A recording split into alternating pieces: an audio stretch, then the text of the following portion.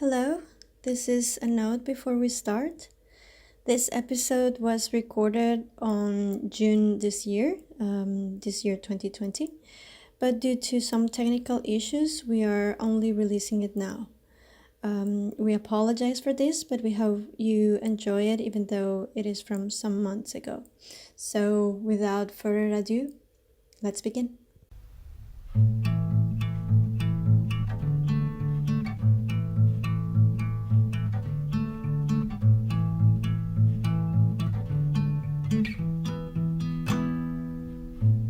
Hello and welcome to TechnAct, a podcast where we have conversations with different people doing research or activism in relation to social movements, gender, sexualities, and digital technologies.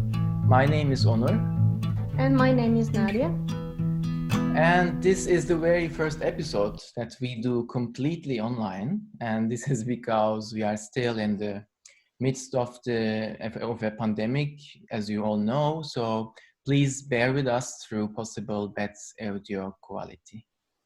So today we're joined by Mahya Ostovar, who is an assistant professor of management information system at the Paris School of Business.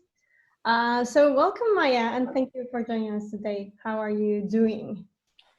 Hi, thanks. Thanks for inviting me. It's great to have this conversation with you, and I hope it works through Zoom and technology. We all hope that. So for our listeners, can you tell us a little bit about yourself and your research? Yes, sure. So I finished my PhD almost, I think 15, 16 months ago right now. So my main research until now has been my PhD thesis, which was on a social movement, which was launched basically on Facebook at the beginning. A social movement against the compulsory hijab in Iran, where basically Iranian women take off their scarves to protest the compulsory hijab and then take a photo of that act and publish it on social media pages. So basically what I did, I tried to see how basically people, especially in environments like Iran, which is a bit kind of oppressed environment, how do they use digital spaces, how do they use social media to organize and to have kind of social movements like my case. And then right now, as you said, I'm at Paris School of Business as an assistant professor and actually working on the relation between kind of social issues and technology, and specifically more social media. Yes, very interesting. And as we said before, like we are in very extraordinary times in many ways, of course, like not only the coronavirus situation, but also nowadays we are going through a new wave of protests and around the world, but like especially in the US, now we see Black Lives Matter protests after this brutal police violence against George Floyd in Minneapolis. And now there is also so much online engagements. For example, today in Sweden, there is this solidarity action through Facebook also with the movement. So we see so much digital connections. Also, like you talk so much about in your articles about solidarity formations, forming collective identities, which is very interesting. And I think we should really talk about these things. But before that, I would like to ask you this very typical question nowadays. How are you experiencing the COVID-19 situation? And you are, I think, in France. And how is it there?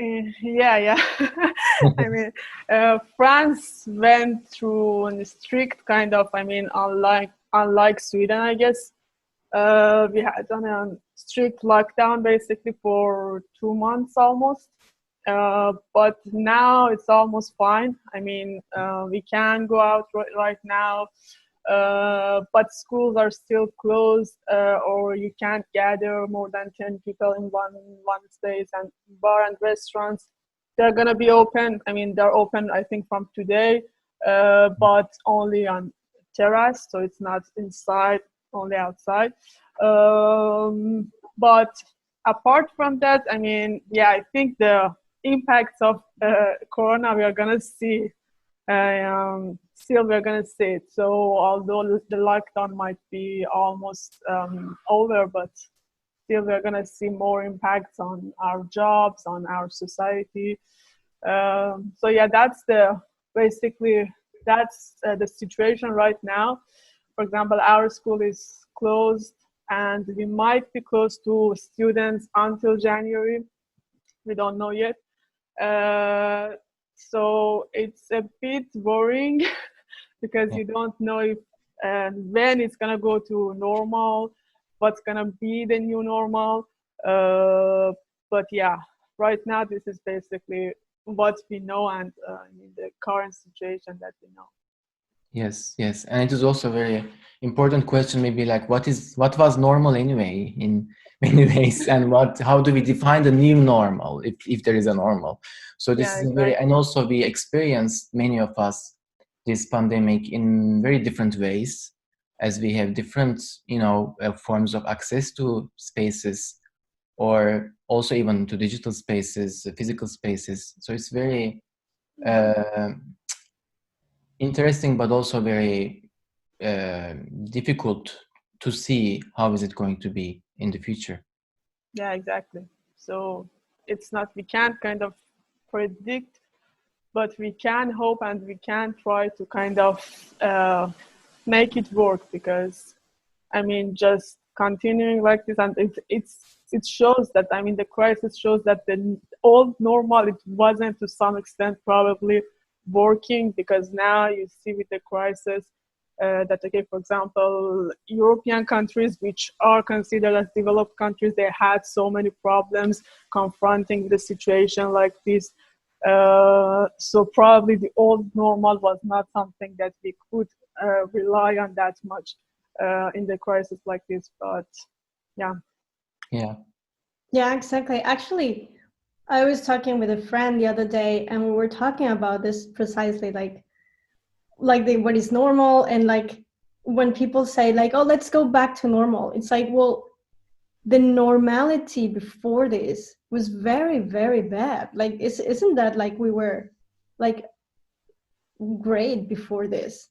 I think the pandemic, what it did was like showed what it was, and it kind of like, it couldn't be covered anymore by other things. So it kind of like showed to everyone how the systems are just broken, and every single system in the world, I believe, got like super bad affected by this. And I think we also saw this, like, for example, with capitalism, for example. It's like it broke super easily, and that says a lot, right, from the system. It's like, well, if you just break by 1 or 2 weeks of quarantine, then how good or bad are you?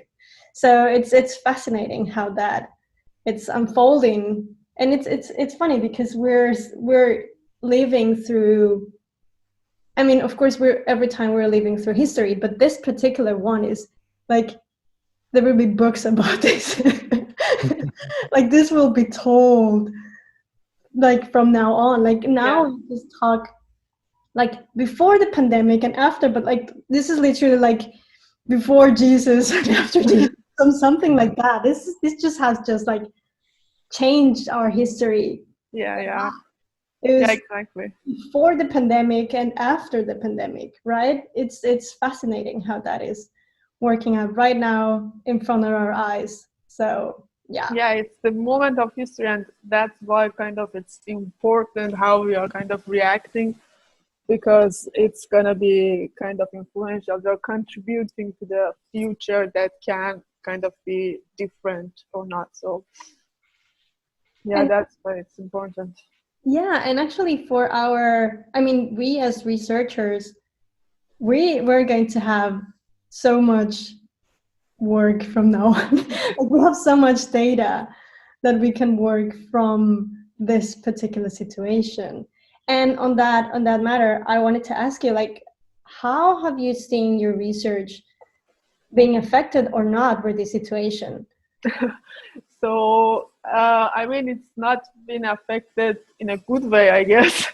And it's mostly my kind of fault, because I'm not used to work from home and in situations that I'm kind of locked down. I don't have that much of social interaction.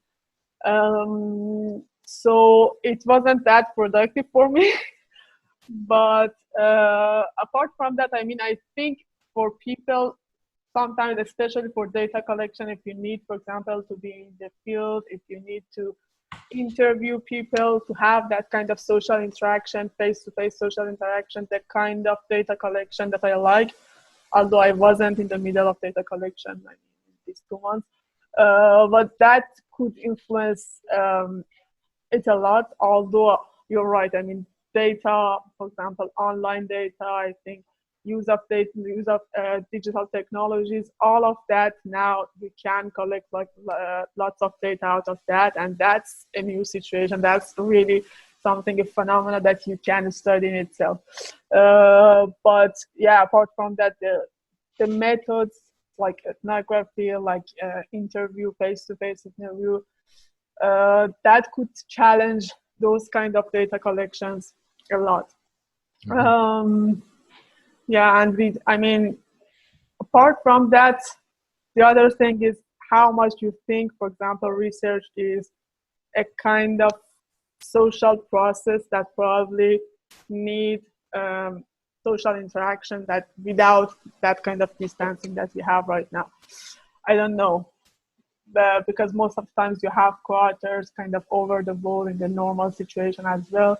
But for example, for me, going to the library or going to my office, sitting with my colleagues, it's something that kind of I miss.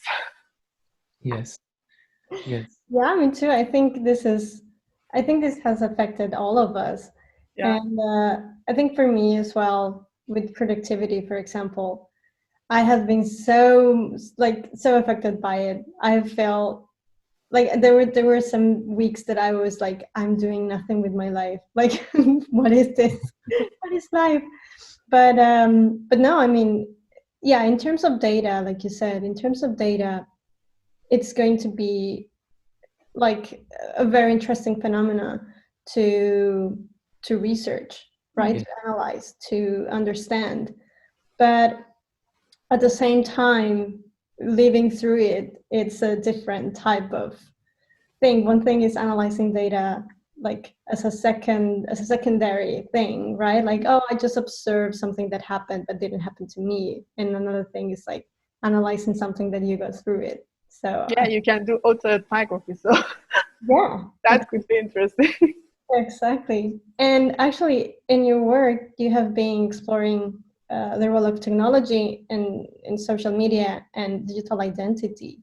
Mm-hmm. So on that, I want to ask you, how do you think this pandemic situation is going to affect or is affecting the usage of digital technologies and digital identities? I think this is.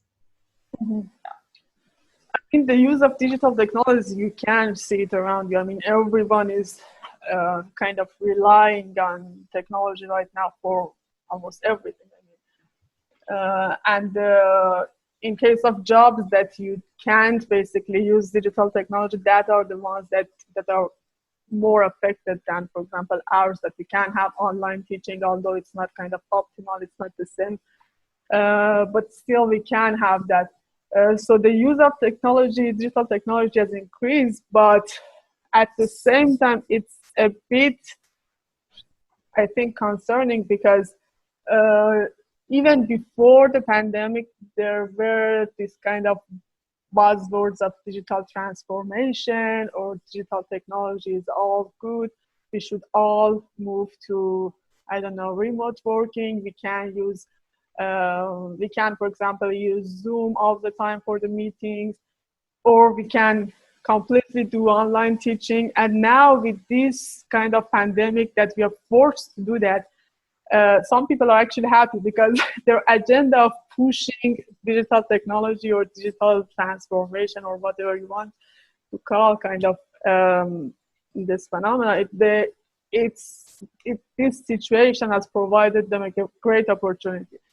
That's kind of for me concerning, because I mean, although we are saying, okay, that old normal, what was normal, or in terms of social situation, in terms of social interaction with people, I think we need to go back and we need to have that kind of physical space in our relationships, in our job, in our works. And that's kind of boring, because I feel some organizations or kind of management in organizations, they're trying to push this kind of working, this kind of, for example, I think Facebook has announced that they're going to continue like this. They are trying to push their agenda of kind of moving completely to digital space. And I don't think that's a good thing to happen for our society, because I mean, even before this, we could see that we are going in that direction, and it was a bit boring, because I mean, nowadays, and you can see, although we have digital technology, but for example, with digital divide, you can't, okay, it's not the same for everyone. I mean, you can't push it like that, because everyone doesn't have that kind of opportunity, the same opportunity in terms of access to the technology. For example, I have a French teacher, and she's great. I mean, I love her.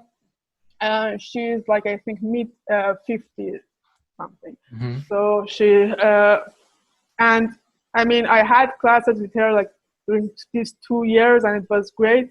And these 2 months we had all the classes over Zoom, and she had her classes with like class of 20, 30 people on Zoom as well. And it was extremely difficult for her. I mean, because like the smallest thing that it might be natural for me or for you to use Zoom, for her, it wasn't that easy. I mean, at times she needed to go and wake up her daughter to kind of teach her how to share a screen, for example, or why sharing a screen doesn't work or stuff like this. So you can't, it's not only also about, I mean, it's generational as well. So you can't say, okay, we are going to move to digital space, to working like this. But what's going to happen to people like, for example, my mom, or I mean, the people who don't have that kind of access to technology. And I have seen, for example, with my French teacher who is coming from a good social class. She has her own computer. She has access to the internet, but still for her it's not easy.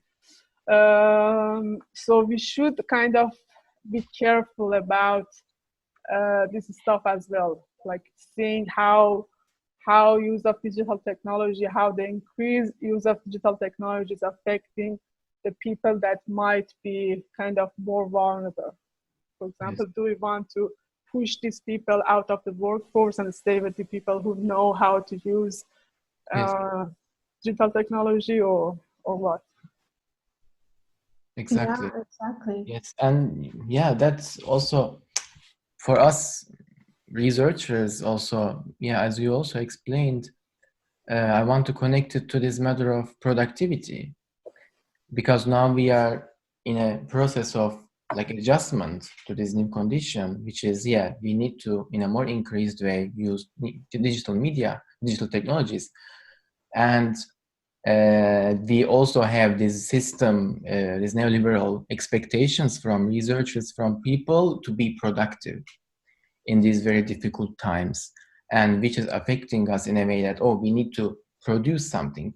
But it feels more like this is a process also we need to reflect so much on these changes, and we change our approaches because the world is changing so fast, especially researchers like us who are focusing on like social movements, digital activism, are seeing this so quick change, and our methods are, for example, for me, I had to, because of these restrictions of travel, I had to change my method in my research. And also this came by itself because my data became digital by itself because of the pandemic. Mm-hmm. So we also adjust ourselves according to these very quick changes, and that needs also time. And then that's why this pressure of productivity is a very big problem in this very neoliberalized, perspective in academia, and which is happening a lot, especially in in many countries, in many universities, probably. And also connecting it to social movements, because you are interested so much in feminist movements, and they have been feminist groups. They have been already struggling against different forces of oppression. And now we are in a situation where, as we said, the public space it's not accessible as before in many cases. In some countries it is more, but in some countries it's less. And also oppressive forces are trying to put more legitimacy on their interventions because, there is corona now. And many struggles, so as you said, we cannot divide struggles also as digital or physical, but they are connected. So we have place-based resistances, struggles. So I want to ask you also, how do you see the future of activism in this regard? Do you have any idea that if this corona situation continues, do you think the digital space will increasingly take over? Or how do you see these interconnections or interventions from the oppressive forces? Well, it's a difficult question. I mean, I don't know exactly how to answer that because, exactly, you're right. I mean, public space, although for example, in my case, for example, a society like Iran, before this as well, public space was much more kind of access. It was much more limited than, for example, if you compare it to France or to Europe or the United States. So it wasn't the same everywhere. So probably in Iran, for example, even before pandemic, the digital space was where most of the activism, most of the protests, because there were not kind of any other space to practice it. The digital space was where they could actually perform their activism, perform their protests. But nowadays, with kind of this pandemic and these restrictions, that all of us now accept that, okay, this is a health crisis. This is something that we need to respect. And as I said, it's still boring because we don't. I mean, I'm worried. I'm afraid that maybe this becomes kind of a normal situation. This we think, okay, we are now. We are gonna get used to. Okay, we don't need kind of public space that much. We can have all the things that we want, all the kind of activism on digital space. And I think that's not a good thing because we need to have that connection still with the kind of physical space and the kind of activism that is only online. I think if it's not connected to what's happening on the real world, it doesn't have that much of impact. Although most of the times, for example, in the case of pandemic and now what's happening right now in the United States, if you look at that, I mean, it started all the kind of activism. It started with a video that went viral on social media. Exactly. Digital space. It wasn't. I mean, everybody wasn't there to see what was happening to George Floyd, but it went viral on digital space, and then they took over not only the digital space, but both digital space and kind of offline space. They're in the streets. We can hear Europe, see them. We can feel, okay, we are kind of part of it, although we might not be there. I mean, everywhere you can see that. For example, even in Iranian Twitter that I follow, you can see that the recent debate, what's trending is the situation in the United States, although it's not something that they can feel that close to because, I mean, they have their own problems. But what I'm saying is that this connection, it can emerge out of the situation. It's not sometimes it's not that it's only people who are kind of pushing it. It's the situation kind of needs that kind of connection between digital space and So there is that connection. We don't need to kind of have this separation and see it only as online or offline, because in most cases you see the impact of online on offline and offline on online and vice versa. So there is this kind of connection. And I think, yeah, there are limitations, but most of the times people are creative as well. We can't that much plan for it probably. We can't say, okay, this is the future that we are going to use and we are going to plan for it. But it's going to happen out of all the different things that exist, that happens probably at one time. You can see that, okay, now there is a kind of protest in the United States that nobody expected to happen right now in this situation. Although if you think, if we could think of it, because it's not only now, I think, for example, what happened to George Floyd. Coronavirus is also affecting it.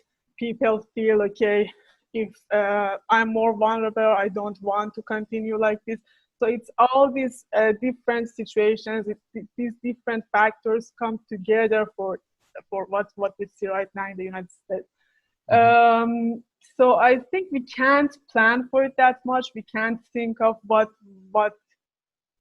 how should we use social media.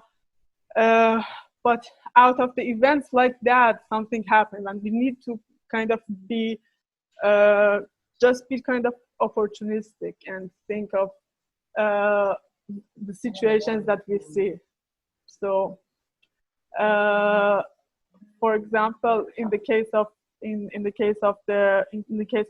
what's happening in the United States, I think it's what happened. It's the coronavirus, that's the situation right now, and then that video that went viral. So yeah, but in terms of kind of feminist movements, I think one good opportunity right now, although it's kind of limitation, but it has, for example, the other day that I was attending that seminar in Sweden, I think it was last week. It was so for me, if it wasn't for the coronavirus, I couldn't basically attend it. But that kind of gave me the opportunity to participate in that seminar and listen to what people were saying. So probably it make it also more kind of transnational. I mean, that's a big word to say, but still you can connect to people that probably in normal situations before coronavirus you wouldn't kind of do that. Exactly. Yes. For me, it also feels like how coronavirus changed the spaces is also creating new forms of connections in terms of transnationality and these transnational solidarities in many ways, probably, because now it feels like we are much more exposed to digital media, and since we are limited in the physical space much more than ever before, we are trying to find kind of ways to connect with people. If I give the example of Pride, for example, in Turkey or in many other countries, since it is in June right now, which is the Pride month, and people cannot do it on the streets, and so they are finding new ways. For example, I am in Sweden, so if I want to join Pride, I need to go to Turkey, like to Istanbul Pride, for example. But now in the digital media, so it will take place digitally, then people will join from different countries, and it might support some more, transnational connections between people. So in that regard, maybe we are also discovering what digital spaces are providing to us or affording us. And we are maybe being creative about how we can use it, how we can, for example, show some algorithmic resistances, as we have seen in like Nordic countries, that as they are being in solidarity with Black Lives Matter protests and sharing, for example, same hashtag at the same time by tagging the US Embassy in Sweden or Denmark. So these kind of strategies, of course, which is kind of problematic in terms of this disconnection between maybe the actual physical space and digital, but I'm not sure if we can make that distinction so clearly anymore. So that is, as you said, we will see, I think, how is it going to be in the future. Yes, Nadia. Actually, I was thinking while you two were talking that I believe that maybe the way of protesting on the street is going to change in a way that I've been checking how they are protesting in the United States, for example, and I see that they kind of like keep some distance. Have you noticed it? Like they are wearing the masks and they are on the street, but they're kind of like keeping distance in a way. I saw like some takes that they have done from above, and they kind of like look like they are keeping their distance. Like when you see before the pandemic, this is the BP before the pandemic. You could see people that were more like closer together because, you know, like on when you're like protesting something, sometimes you get like so passionate about it that then you just don't mind being like right there with everyone, right? But I was observing some of these protests and people being kind of like distant in a way. So I think it can be like an update of physical protesting. They can protest. I mean, at least in the United States, they took the streets by taking some measures in a way, right? Of course, rioting and other things are other things, but this particular, like when they were just walking and chanting and things, they were kind of keeping distance. So I think it can be kind of like the new way of protesting, kind of like keeping some distance, but at the same time taking the physical space, and at the same time doing it digitally, because everyone was kind of like recording what was happening. So that is kind of like an addition to. And I think we also could see this last year when like the world was also kind of like convulsioning with the protests in Hong Kong and in all Latin America and Iran and everywhere, I mean. And I think many things happen online as well. Like people were recording what was happening on the streets. So those kinds of things kind of like complement each other in a way. Kind of like the digital complement the physical and the other way around. So I think that's interesting to know how now it's going to be the new protest on the streets, right? The physical protest, if it's going to, like people's going to wear masks or they're going to keep distances or not. I mean, we don't know how it's going to unfold, but it is interesting to see at least how it is going on right now in the United States, for example. Exactly, yeah. Yes. And people create new ways. Yes, like creativity is very important here, I think, in protests. How people are being creative, even though there are restrictions, that still use the physical space and put it in social media in certain ways, even though it's an individual form of activism or something, but it's done in a way in the street or in a group. Then you put it on social media and just, it's like a networked connection between the two, which makes it more visible for the wider public. And then you don't see this as, oh, this is just a hashtag or this is just a video. No, but this is an embodied performance that has been happening, but it is there. So that it is now even more widely seen. So that is very interesting, I think, for the future also to observe like these new creative forms of resistance which would emerge from this. Yeah, exactly. For example, Nadia was saying that if you look, everybody is kind of protesting on the street. They have the distance, but at the same time they are recording. So you can't, if you ask them when they're recording, they are not saying, okay, what I'm doing right now is part of my online activism. Yes. No, it's part of their activism. That's part of the habit that, okay, you're going on the streets and now I want to record what I'm doing. It's also similar to if you take a selfie when you are, somewhere that you want to kind of record it. So it's part of their habits and they do it. And it's not, I mean, for us, we make that analytical separation between online and offline, but for them, it's not like I'm posting it on Twitter because I want to do online activism. I mean, some of them might know, okay, the word online activism, but when they're doing it, it's not for them that, okay, it's something completely distinct, different of what I'm doing right now on the street. It's the same part of the activism that they do.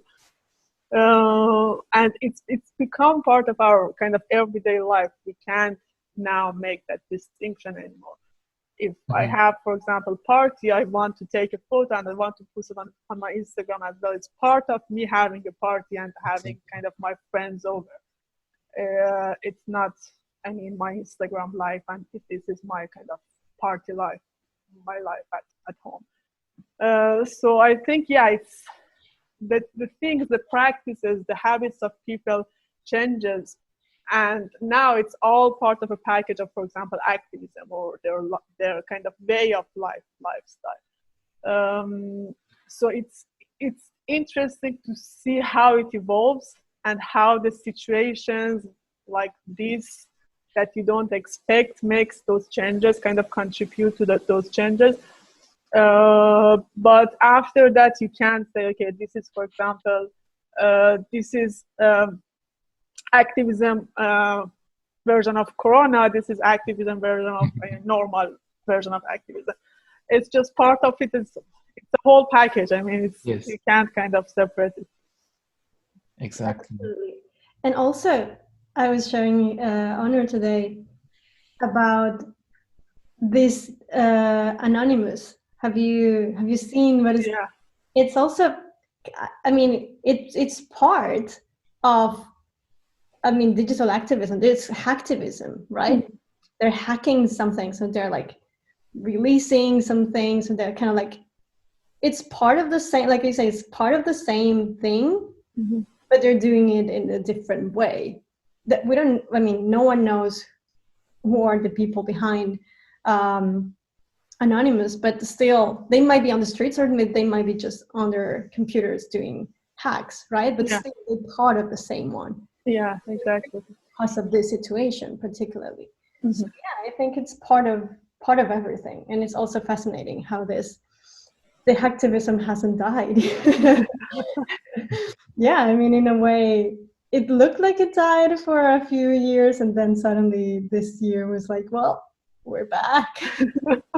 Yeah, exactly. I actually from here want to talk about a bit hashtags, mm-hmm. role of hashtags in activism, because we have seen in different social movements that hashtags have been maybe, let's say, having this connective force for movements, for collective identities and solidarities. And in your research, you talk about this concept, and hashtag is an important, let's say, facilitator in how we spread movements on social media, and how people are, getting organized through these hashtags. And how do you, in your research or as an opinion, relate the hashtags in forming collective identities and action? Mm-hmm. Okay, so I think what I think about hashtags, I mean, hashtags in themselves, I mean, they can't create collective identity. It's mm-hmm. not something with hashtags that do that. I have a friend who has worked on another research project on Twitter, and he has studied exactly a hashtag, which is TCUT, that created afterwards Tea Party movement, right-wing, extreme right-wing movement in the US. And actually it started with a hashtag TCUT, which is Top Conservatives on Twitter, and how they created basically a collective identity with hashtag. But for example, the time that this happened was the beginning of Twitter.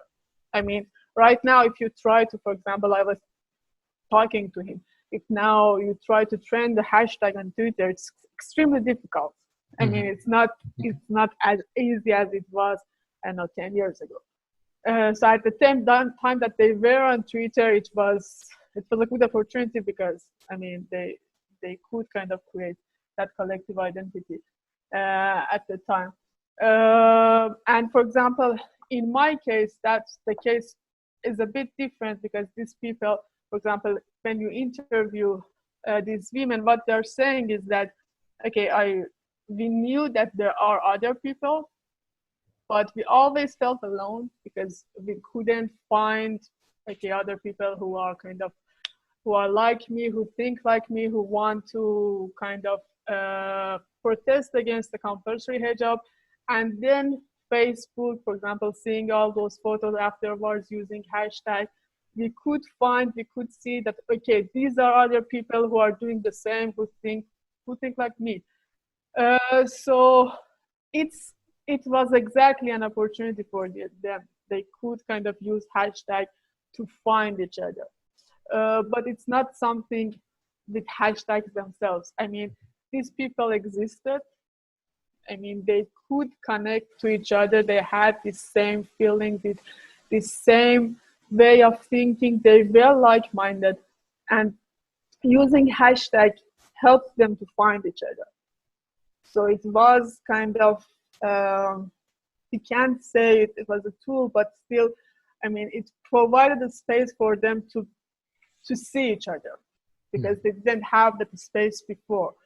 So if you click on that hashtag, I can see, okay, these could be people in my community, in my social circle. But probably they're far from me, but still I think I have this connection with them. So what I think for a hashtag or for any kind of, if you want to say feature or any affordance of social media to be used like that, it's not that feature itself that does that. It's something, people have this kind of connection. People need to be have this sympathy, have this solidarity with each other. And then this space provides them with this opportunity to find each other, to feel, okay, now, yeah, we can be a group, we can see each other. So I think, yeah, the hashtag can be used and can be useful in this kind of situation, but it's not the same for all hashtags. If you try to train the hashtag, if you use, for example, a random hashtag, it might not happen like that. It might not create a group, a collective identity, a social movement. It's really all the other things that helps it. For example, in my case, it's the operation that we have in Iran. There is no other space, but at the same time, there is this issue, this common issue, this issue that they want to protest against, but they didn't have a space to do it. And they feel connected. They have this sisterhood thinking, okay, we are the same and we are under this oppression and we want to protest it. So they have already the kind of connection to each other. They have seen each other on the streets. They have seen that they can be arrested for not wearing proper hijab. They have the same kind of experience in the same physical space, in the same country. So all these, and then, for example, a photo that is that can move them, that can connect to them, can lead to creating a group. For example, what happened in my case, it was, I guess, 2 years ago, December 2017. I mean, 4 or 5 years after the Myself of Freedom movement, a woman, because afterwards it was White Wednesdays, that women were wearing white on Wednesdays to find each other on the streets and then posting videos of wearing white and talking about the compulsory hijab. But what happened one Wednesday, a woman went on a utility box in a busy streets in Tehran and then tied her scarf to a stick and waved it, stood there on that utility box and waved the scarf like a flag until she got arrested. And the interesting thing is that unlike other, for example, White Wednesday women, she didn't record a video of herself doing that act. There were others, and I don't know if she would have thought of that there would be others on the streets that are going to record this act. There were others who recorded this act, and because there was this campaign and there was this woman who was kind of leader of that campaign, they sent those videos the first time to that woman, and it was published on the same platform for that campaign. And then it went viral. All the people were joining, doing the same. So that kind of video and that kind of other people that were passing by and seeing this woman, and they felt that something is happening there. That's why they recorded and they sent it and they published it online. And then all other people felt this connection with this woman because they had the same experience. They wished that they could do the same like her. And that created a movement. That created actually a group of people which afterwards were called Girls of the Enqilab Street, doing the same in the same street.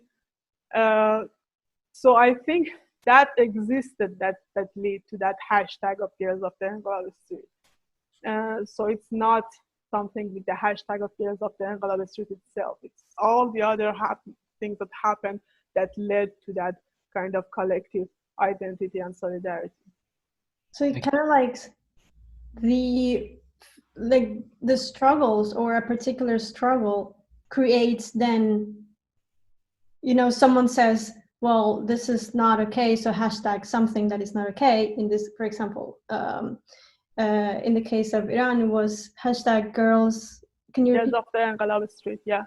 Okay, girls of the Enqilab. So this, for example, it was this particular thing that happened, and then more people that felt.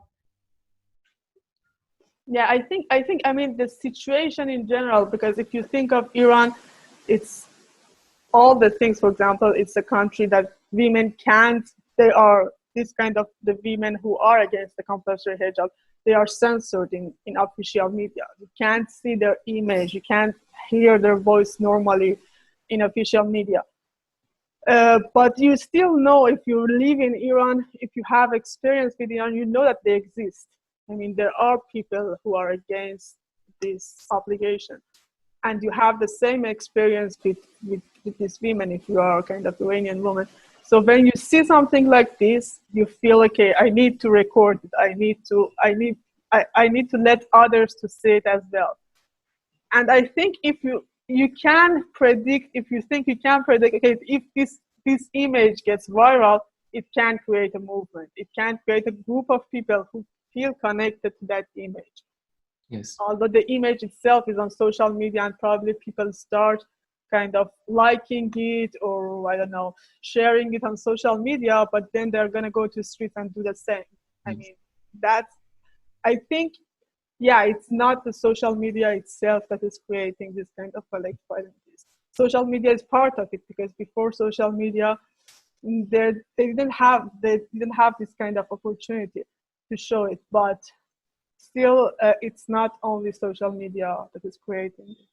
So, yeah, in that regard, then attributing this foundational role to hashtag then may lead us in a more like the fallacy of placelessness, because these movements are at places and they emerge from there. And this is not only about the hashtag, obviously. And then if we attribute that very like foundational role to that, then we risk to disregard this place-based dynamics and what is happening in the movement and why it is situated at certain place. Exactly, yes. So that is very, I think, good point. I have a question though. So, for example, right now in the United States, in the hashtag Black Lives Matter, it kind of like became this global thing. Now you see people like tweeting or putting on their posts and everything, hashtag Black Lives Matter. How do you explain this placelessness, or like being in the place? For example, right now in Colombia, there are, with the hashtag Black Lives Matter, people from Afro-descendants, they're saying, well, hello, look at us. Like, you're saying hashtag this thing in the United States, but you're hurting us as well, and we live here. So they are kind of like connecting to that. So how does that hashtag be kind of like uplifted from a place and be placed in somewhere else, or so many other places? I think what is interesting is that there can be different minority groups that can kind of sympathize with a concern, with an issue like Black Lives Matter. For example, okay, we can think we are like blacks in the United States, in a different society, in a different environment. Although I don't have a lived experience of black, and I'm not saying that I have that experience. I mean, I don't have that experience of racism. I'm not claiming that. But for example, in Iran, in Iranian Twitter that I follow, it's something else happened. Because what is interesting about what's happening in the United States is exactly that now all over the world they're talking about it.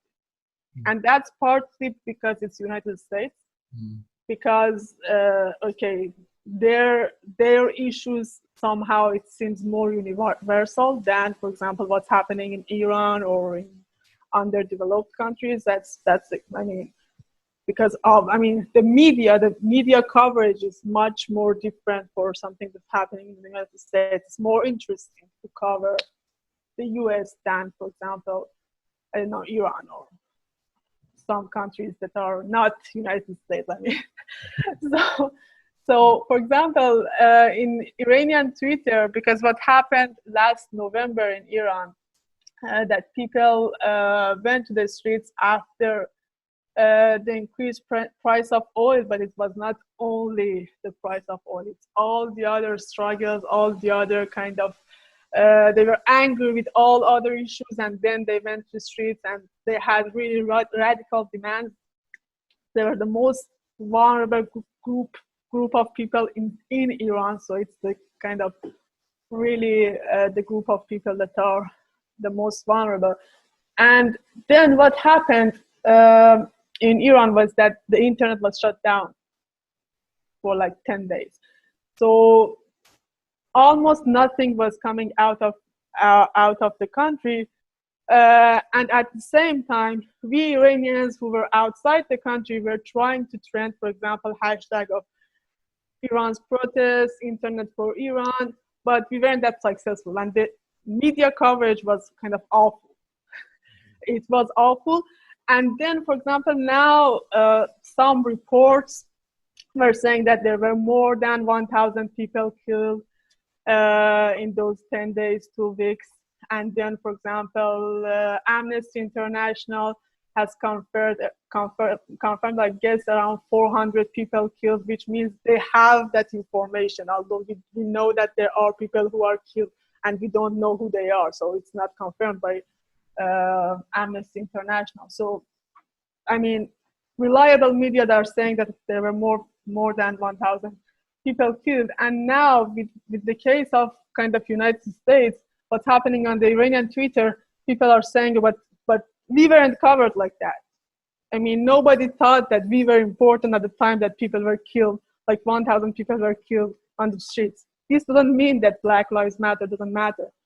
But there are other issues that matter as well. I mean, as much as that, but media decides not to cover it as much.